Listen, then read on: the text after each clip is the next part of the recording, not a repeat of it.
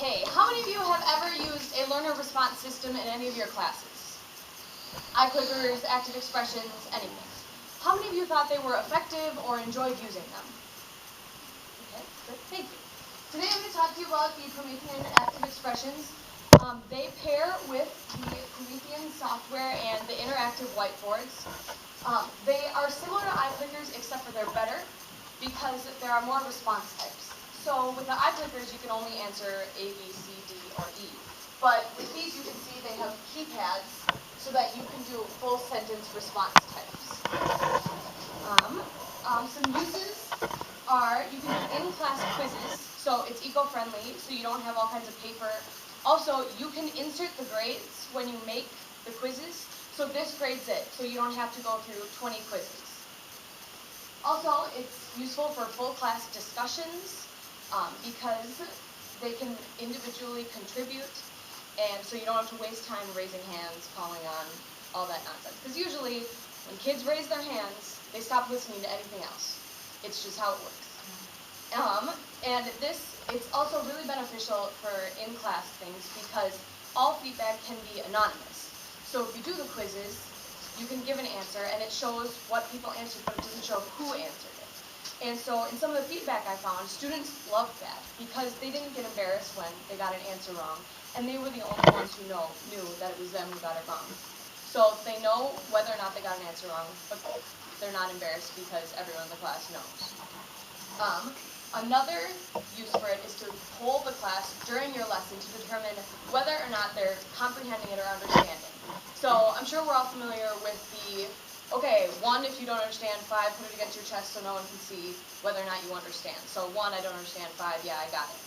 But you can do that using this, and it's more anonymous because you can look around and see it. And being able to check comprehension during class helps teachers get the most out of class time, because if all the students understand it, they can move on to something else. But if they don't, they know that they need to spend more time on it. Specifically in the ESL classroom, research has shown that it promotes interaction and peer instruction and participation. So in ESL classes, it's really difficult to speak in another language. If anyone has taken a foreign language, you know that. It's really difficult to speak in a different language. So this is beneficial for that. Some other advantages, along with being eco-friendly, it can be anonymous, is that the smartphone design of it makes it look really familiar, and it's really easy for kids to know and understand how to use it. It increases motivation because technology is cool. And it can be used at any level. Another feedback that I found was a teacher saying that it was one of the best response systems, and it could be used at any level. Some disadvantages are the cost. Now, as teachers, we're going to have to be advocates for our students, and one way we do that is applying for grants. So that problem can be solved by applying for a technology grant. And the other disadvantage that I found was the time spent training teachers, which to me doesn't really make sense, because being a teacher, it's your job to always be learning and always be advancing and being up to date. So saying a training for teachers is a negative is kind of like saying famous athletes who have to go to practice. That's a negative. So to me, that doesn't really count as a disadvantage.